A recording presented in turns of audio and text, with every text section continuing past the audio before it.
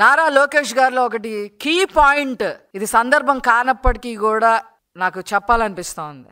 ఒక విషయాన్ని గనక, ఒక కమిట్మెంట్ గనక చేస్తే ఆ కమిట్మెంట్ కోసం 24 గంటలు పనిచేస్తారు. రోజుకి 24 గంటలు కూడా పనిచేస్తారు ఆ కమిట్మెంట్ కోసం. నేను కమిట్మెంట్ ఇచ్చా, నేను చెయ్యాలి అని. He will not divert at all. Divert అవ్వరు, మధ్యలో వదిలేయరు. ఏదన్నా పెట్టుబడి వచ్చి రాకపోతే వాళ్ళని ఎలా కన్విన్స్ చేయాలో చూస్తారు. ఎవ్రీడే రీసెర్చ్ వర్క్ చేసుకుంటారు, ఒక అనాలిసిస్ చేసుకుంటారు. ఒక ఇండస్ట్రియలిస్ట్ వచ్చి ఫలానా సబ్జెక్ట్ చెప్తే ఆ సబ్జెక్ట్ అతనికి మించిన సబ్జెక్ట్, అతనికి కూడా తెలియని సబ్జెక్ట్ నారా లోకేష్ గారు చెప్తారు. This is a fact. We have seen him.